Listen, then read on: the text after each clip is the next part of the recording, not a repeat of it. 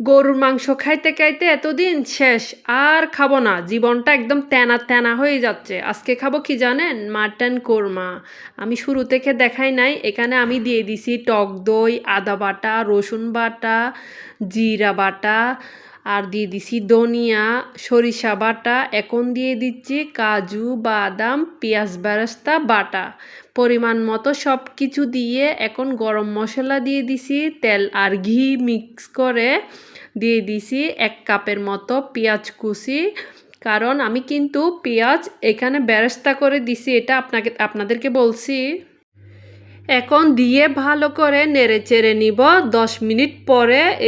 দেখেন কালারটা কিন্তু খুব সুন্দর আসছে, খুব ইয়ামি হবে খেতে, তো মাশাল্লাহ অসাধারণ স্বাদ হয়েছে।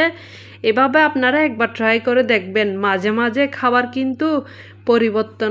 এটা অনেক মজা হয়েছিল। আমি সাদা ভাত দিয়ে খাইছি, আলহামদুলিল্লাহ। এই যে ফাইনাল লুকটা একটু আপনাদেরকে জুম করে দেখাই।